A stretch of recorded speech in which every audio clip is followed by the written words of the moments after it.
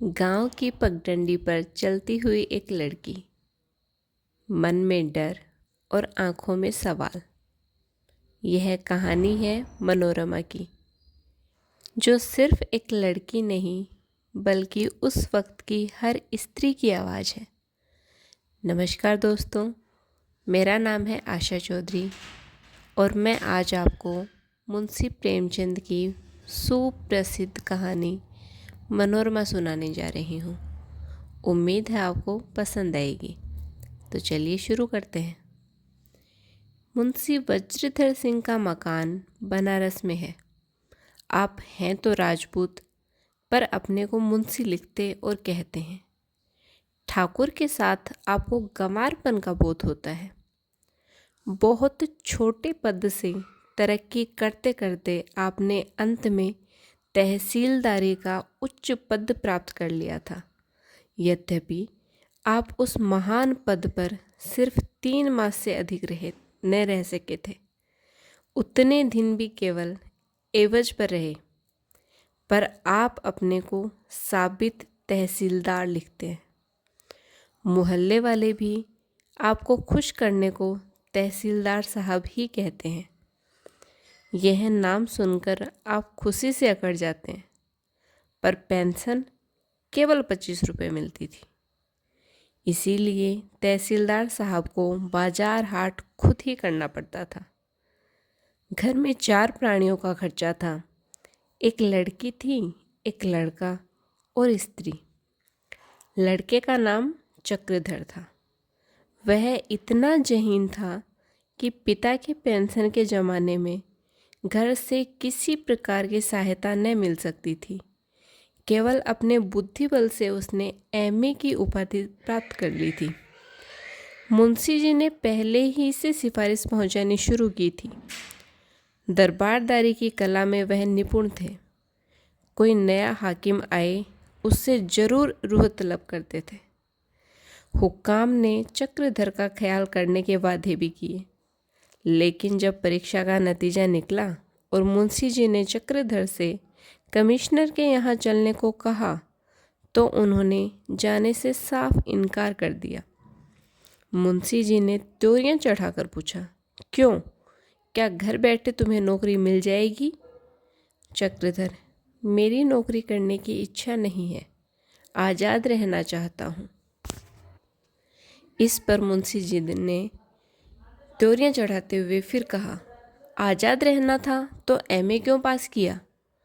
उस दिन से पिता और पुत्र में आए दिन मचमच होती रहती थी। मुंशी जी बार बार झुंझलाते और उसे कामचोर, घमंडी, मूर्ख कहकर अपना गुस्सा उतारते रहते थे। चक्रधर पिता का अदब करते थे। उन्होंने जवाब तो नहीं देते, पर अपना जीवन सार्थक बनाने के लिए जो मार्ग तय कर लिया था उससे वह न हटते थे। उन्हें यह हास्यास्पद मालूम होता था कि आदमी केवल पेट पालने के लिए आधी उम्र पढ़ने में लगा दे। विद्या को जीविका का साधन बनाने उन्हें लज्जा आती थी। वह भूखों मर जाते, लेकिन नौकरी के लिए आवेदन पत्र लेकर कहीं न जाते। विद्या अभ्यास के दिनों में भी वह सेवा कार्य में अग्रसर रहा करते थे। अब तो इसके सिवा उन्हें कुछ न सूझता था। दोनों की सेवा और सहायता में जो आनंद, आत्मगौरव था, दफ्तर में बैठकर कलम घिसने में कहाँ। मुंशी वज्रधर ने समझा था, जब यह इसके सिर से उतर जाएगा, शादी ब्याह की फिक्र होगी तो आप ही आप नौकरी की तलाश में दौड़ेगा। लेकिन जब 2 साल गुजर जाने पर भी भूत के उतरने का कोई लक्षण न दिखाई दिया, तो एक दिन उन्होंने चक्रधर को खूब फटकारा। चक्रधर अब पिता की इच्छा से मुंह न मोड़ सके। उन्हें अपने कॉलेज में ही कोई जगह मिल गई थी, लेकिन वह कोई ऐसा धंधा चाहते थे जिससे थोड़ी देर रोज काम करके अपने पिता की मदद कर सके। संयोग से जगदीशपुर के दीवान ठाकुर हरिसेवक सिंह को अपनी लड़की को पढ़ाने के लिए एक सुयोग्य और सच्चरित्र अध्यापक की जरूरत पड़ी। उन्होंने कॉलेज के प्रधानाध्यापक को इस विषय में एक पत्र लिखा। उन्होंने चक्रधर को इस काम पर लगा दिया। काम बड़ी जिम्मेदारी का था, किंतु चक्रधर इतने सुशील, इतने गंभीर और इतने संयमी थे कि उन पर सबको पूरा विश्वास था। मनोरमा की उम्र अभी 13 वर्ष से अधिक न थी, लेकिन चक्रधर को उसे पढ़ाते हुए बड़ी झेप होती थी। एक दिन मनोरमा वाल्मीकि रामायण पढ़ रही थी। उसके मन में सीता के वनवास पर एक शंका हुई। वह इसका समाधान करना चाहती थी। उसने पूछा, मैं आपसे एक बात पूछना चाहती हूँ, आज्ञा हो तो पूछूं? चक्रधर ने कातर भाव से कहा, क्या बात है? मनोरमा, रामचंद्र ने सीता जी को घर से निकाला तो वह चली क्यों गई? और जब रामचंद्र ने सीता की परीक्षा ले ही ली थी और अंतःकरण से उन्हें पवित्र समझते थे, तो केवल झूठी निंदा से बचने के लिए उन्हें घर से निकाल देना कहाँ का न्याय था?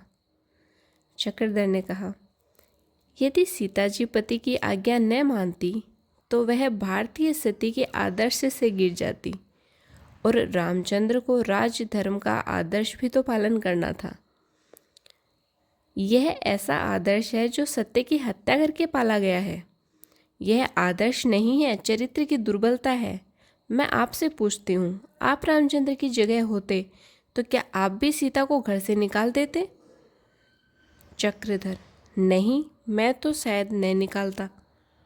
मनोरमा, आप निंदा की जरा भी परवाह न करते? नहीं, मैं झूठी निंदा की परवाह नहीं करता। मनोरमा की आंखें खुशी से चमक उठी। प्रफुल्लित होकर बोली, यही बात मेरे मन में भी थी। उस दिन से मनोरमा और चक्रधर से कुछ स्नेह हो गया। जब उनके आने का समय होता तो वह पहले ही से आकर बैठ जाती और उनका इंतजार करती। अब उसे अपने मन के भाव प्रकट करते हुए संकोच न होता। ठाकुर हरसेवक सिंह की एक आदत थी कि पहले 2-4 महीनों तक नौकरों को वेतन ठीक समय पर देते, पर जो जो नौकर पुराना होता जाता था, उन्हें उनके वेतन की याद भूलती जाती थी। चक्रधर को भी इधर 4 महीनों से कुछ वेतन न मिला था।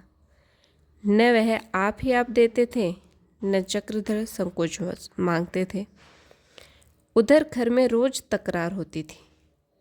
आखिर एक दिन चक्रधर ने विवश हो ठाकुर साहब को एक पुर्जा लिखकर अपना वेतन मांग ही लिया। ठाकुर साहब ने पुर्जा लौटा दिया। व्यर्थ की लिखा पढ़ी की उन्हें फुर्सत न थी, और उनको जो कुछ कहना हो खुद आकर कहें। चक्रधर शर्माते हुए गए और बहुत कुछ शिष्टाचार के बाद रुपए मांगे। ठाकुर साहब हंसकर बोले, वाह बाबूजी वाह, आप भी अच्छे मोजी जीव हैं। 4 महीने से वेतन नहीं मिला और आपने एक बार भी नहीं मांगा। आपको महीने महीने अपना वेतन ले लेना चाहिए था। सोचिए, मुझे एक मुश्त देने में कितनी असुविधा होगी। खैर जाइए, 10-5 दिन में रुपए मिल जाएंगे। चक्रधर कुछ न कह सके।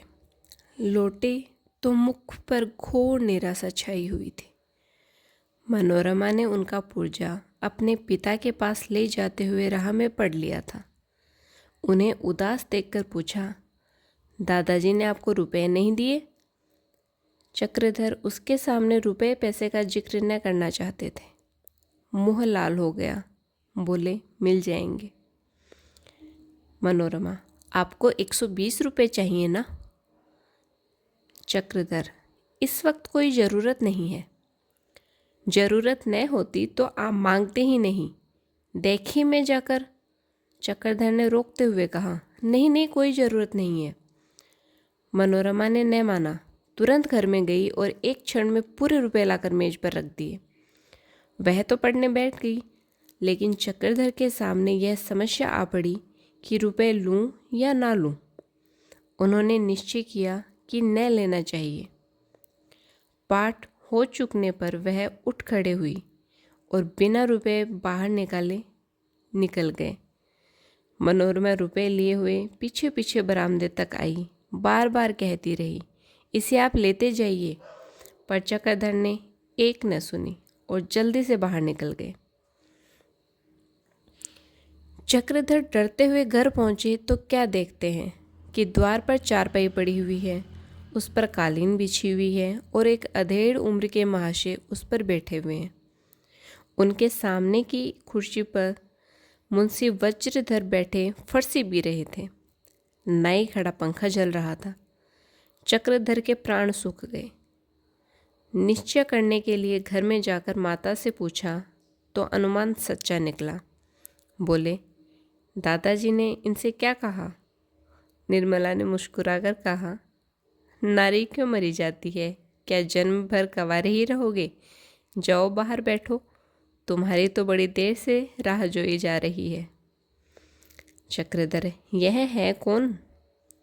आगरे के कोई वकील हैं, मुंशी यशोदानंदन। चक्रधर, मैं तो घूमने जाता हूँ, जब यह यमदूत चला जाएगा तो आऊँगा। बाहर रे सर मिले, तेरा सा लड़का तो देखा ही नहीं। आज जरा सिर में तेल डाल दूँ, बाल न जाने कैसे बिखरे हुए हैं। साफ कपड़े पहनकर जरा देर के लिए बाहर जाकर बैठ। इतने में मुंशी जी ने पुकारा, नन्हे, क्या कर रहे हो? यहाँ जरा बाहर तो आओ। चक्रधर के रहे से होश भी उड़ गए। बोले, जाता तो हूँ, लेकिन कह देता हूँ, मैं यह जुआ गले में न डालूंगा। जीवन में मनुष्य का यही काम नहीं है कि विवाह कर ले, बच्चों का बाप बन जाए और कोल्हू के बेल की तरह आंखों पर पट्टी बांधकर गृहस्थी में जुट जाए। चक्रधर बाहर आए। मुंशी यशोदानंदन ने खड़े होकर उन्हें छाती से लगा लिया और कुर्सी पर बैठाते हुए बोले, अब की सरस्वती, मैं आपका लेख देखकर चित्त बहुत प्रसन्न हुआ है। इस वैमनस्य को मिटाने के लिए आपने जो उपाय बताए हैं वे बहुत ही विचारपूर्ण हैं। इस स्नेह मृदुल आलिंगन और सहृदयतापूर्ण आलोचना ने चक्रधर को मोहित कर लिया। वह कुछ जवाब देना ही चाहते थे कि मुंशी वज्रधर बोल उठे, आज बहुत देर लगा दी। राजा साहब से कुछ बातचीत होने लगी क्या? यह कहकर मुंशी जी घर में चले गए तो यशोदानंदन बोले, अब आपका काम करने का इरादा है? चक्रधर, अभी तो निश्चय किया है कि कुछ दिनों आज़ाद रहकर सेवा कार्य करूं। यशोदा जी, आप जैसे उस उत्साही युवकों का ऊंचे आदर्शों के साथ सेवा क्षेत्र में आना जाति के लिए सौभाग्य की बात है। आपके इन्हीं गुणों ने मुझे आपकी ओर खींचा है। चक्रधर ने आंखें नीचे करके कहा, लेकिन मैं तो अभी गृहस्थी के बंधन में नहीं पड़ना चाहता। मेरा विचार है, गृहस्थी में फंसकर कोई तन मन से सेवा कार्य नहीं कर सकता। यशोदा, मैं समझता हूँ कि यदि स्त्री और पुरुष के विचार और आदर्श एक जैसे हों तो स्त्री पुरुष के कामों में बाधक होने के बदले सहायक हो सकती है। मेरी पुत्री का स्वभाव, विचार, सिद्धांत सभी आपसे मिलते हैं और मुझे पूरा विश्वास है कि आप दोनों एक साथ रहकर सुखी होंगे। सेवा कार्य में वह हमेशा आपसे एक कदम आगे ही रहेगी। अंग्रेजी, हिंदी, उर्दू, संस्कृत पढ़ी हुई है, घर के कामों में कुशल है। रही शक्ल सूरत, वह भी आपको इस तस्वीर से मालूम हो जाएगी। यशोदानंदन तस्वीर चक्रधर के सामने रखते हुए बोले, स्त्री में कितने ही गुण हों, लेकिन यदि उसकी सूरत पुरुष को पसंद न आई तो वह नज़रों से गिर जाती है और उनका दाम्पत्य जीवन दुखमय हो जाता है। मैं तो यहाँ तक कहता हूँ कि वर और कन्या में 2-4 बार मुलाकात भी हो जानी चाहिए। कन्या के लिए तो यह अनिवार्य है। पुरुष को स्त्री पसंद न आई तो वह और शादियाँ कर सकता है। स्त्री को पुरुष पसंद न आया तो उसकी तो सारी उम्र रोते ही गुजरेगी। चक्रधर के पेट में चूहे दौड़ने लगे कि तस्वीर क्यों कर ध्यान से देखूं। वहाँ देखते शर्म आती थी। मेहमान को अकेला छोड़कर घर में जाते न बनता था। कई मिनट तक तो सब्र किए बैठे रहे, लेकिन न रहा गया। पान की तस्तरी और तस्वीर लिए हुए घर में चले आए। अपने कमरे में आकर उन्होंने उत्सुकता से चित्र पर आंखें जमा दी। उन्हें ऐसा मालूम हुआ मानो चित्र ने लज्जा से आंखें नीचे कर ली हैं, मानो वह उनसे कुछ कह रही है। उन्होंने तस्वीर उलट कर रख दिया और चाहा कि बाहर चला जाऊं, लेकिन दिल न माना। फिर तस्वीर उठा ली और देखने लगे। आंखों को तृप्ति ही न होती थी। चित्र हाथ में लिए हुए वह भावी जीवन के मधुर स्वप्न देखने लगे। यह ध्यान ही न रहा कि मुंशी यशोदानंदन बाहर अकेले बैठे हुए हैं। अपना व्रत भूल गए, सेवा सिद्धांत भूल गए, आदर्श भूल गए, भूत और भविष्य वर्तमान में लीन हो गए। केवल एक ही सत्य था और वह चित्र की मधुर कल्पना थी। सहसा तबले की थाप ने उनकी समाधि भंग की। बाहर संगीत समाज जमा था। मुंशी वज्रधर को गाने बजाने का शौक था। गला तो रसीला न था, पर ताल स्वर के ज्ञाता थे। बाहर आए तो मुंशी जी ने ध्रुपद की एक तान छेड़ दी थी। पंचम स्वर था, आवाज़ फटी हुई, सांस उखड़ जाती थी। बार बार खांसकर गला साफ करते थे। लोच का नाम न था। कभी कभी बेसुरे भी हो जाते थे, पर साजिंदे वाह वाह की धूम मचाए हुए थे। आधी रात के करीब गाना बंद हुआ। लोगों ने भोजन किया। जब मुंशी यशोदानंदन बाहर आकर बैठे तो वज्रधर ने पूछा, आपसे कुछ बातचीत हुई? यशोदा, जी हाँ हुई, लेकिन नहीं खुले। वज्रधर, विवाह के नाम से चिढ़ता है। अब शायद राजी हो जाएं। यशोदा जी ने मुस्कुराकर कहा।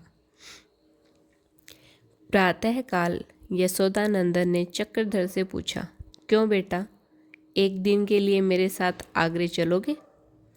चक्रधर, मुझे तो आप इस जंजाल में न फंसाएं तो बहुत अच्छा हो।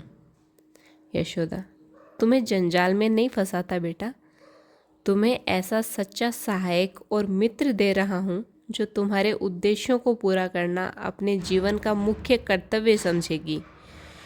यूँ तो मैं मन से आपको अपना दामाद बना चुका हूँ, पर अहल्या की अनुमति लेनी आवश्यक समझता हूँ। आप भी शायद यह पसंद न करेंगे कि मैं इस विषय में स्वेच्छा से काम लूँ। चक्रधर बड़े संकट में पड़े। सिद्धांत रूप से वह विवाह के विषय में स्त्रियों को पूरी स्वाधीनता देने के पक्ष में थे, पर इस समय आगरे जाते उन्हें बड़ा संकोच हो रहा था। यशोदानंदन ने कहा, मैं आपके मनोभावों को समझ रहा हूँ, पर अहल्या उन चंचल लड़कियों में नहीं है जिसके सामने जाते हुए आपको शर्माना पड़े। आप उसकी सरलता को देखकर प्रसन्न होंगे। मैं तो उसी को लाकर 2-4 दिन के लिए यहाँ ठहरा सकता हूँ, पर शायद आपके घर के लोग यह पसंद न करेंगे। चक्रधर ने सोचा, अगर मैंने और ज़्यादा टालमटोल की तो कहीं यह माँ से सचमुच की अहल्या को यहाँ न पहुँचा दे। बोले, जी नहीं, मुनासिब नहीं मालूम होता, मैं ही चले चलूँगा। घर में निर्मला तो खुशी से राजी हो गई। हाँ, मुंशी वज्रधर को कुछ संकोच हुआ, लेकिन यह समझकर कि यह माँ से लड़के पर लट्टू हो रहे हैं, कोई अच्छी रकम दे मरेंगे, उन्होंने भी कोई आपत्ति न की। अब केवल ठाकुर हरसेवक सिंह को सूचना देनी थी। जब चक्रधर पहुँचे तो ठाकुर साहब अपनी प्राणेश्वरी लोंगी से कुछ बातें कर रहे थे। मनोरमा की माता का देहांत हो चुका था। लोंगी उस वक्त नौकरानी थी। उसने इतनी कुशलता से घर को संभाला कि ठाकुर साहब उस पर रीझ गए और उसे गृहिणी के रिक्त स्थान पर अभिषिक्त कर दिया। लोंगी सरल हृदय, सहृदय, हंसमुख, सहनशील स्त्री थी, जिसने सारे घर को वशीभूत कर लिया था। यह उसी की सज्जनता थी जो नौकरों को वेतन न मिलने पर भी जाने न देती थी। मनोरमा पर तो वह प्राण देती थी। ईर्ष्या, क्रोध, मतस्सर उससे छू भी न गया था। वह उदार न हो पर कृपण न थी। ठाकुर साहब कभी कभी उस पर बिगड़ भी जाते थे, मारने को दौड़ते थे। 2-1 बार मारा भी था, पर उसके माथे पर जरा भी बल न आता था। ठाकुर साहब का सिर भी दुखे तो उसकी जान निकल जाती थी। वह उसकी स्नेहमयी सेवा ही थी जिसने ऐसे हिंसक जीव को जकड़ रखा था। इस वक्त दोनों प्राणियों में कोई बहस छिड़ी हुई थी।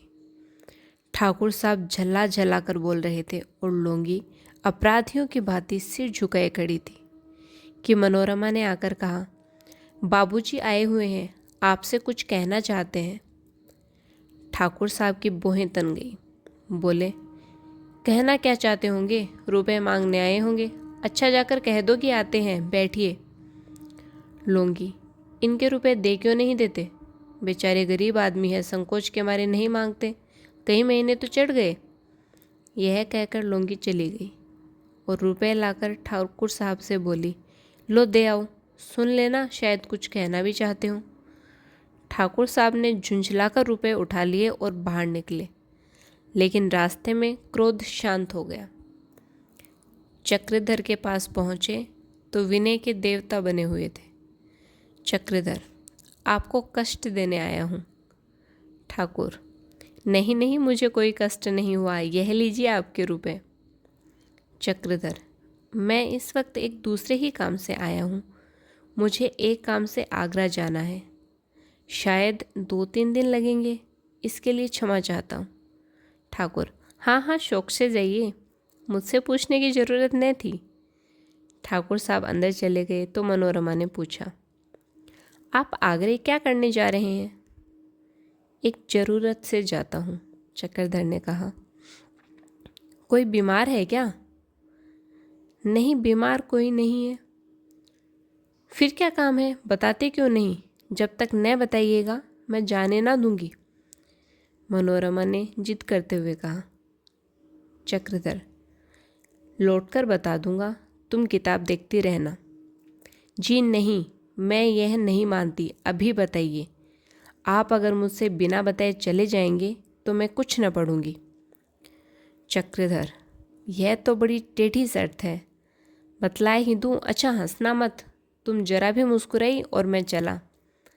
मनोरमा, मैं दोनों हाथों से मुंह बंद कर लिए देती हूँ। चक्रधर ने झेपते हुए कहा, मेरे विवाह की कुछ बातचीत है। मेरी तो इच्छा नहीं है, पर एक माँ से ज़बरदस्ती खींचे चले जाते हैं। यह कहकर चक्रधर उठ खड़े हुए। मनोरमा भी उनके साथ साथ आई। जब वह बरामदे से नीचे उतरे तो प्रणाम किया और तुरंत अपने कमरे में लौट आई। उसकी आंखें डबडबाई हुई थी और बार बार रुलाई आती थी, मानो चक्रधर किसी दूर देश जा रहे हों। तो आज के लिए इतना ही। इससे आगे का हम देखेंगे अगले भाग में। तब तक के लिए आप सभी को नमस्कार, जय हिंद, और उम्मीद है आपको वीडियो पसंद आया होगा। अगले पार्ट के लिए आप चैनल को सब्सक्राइब कर लीजिए।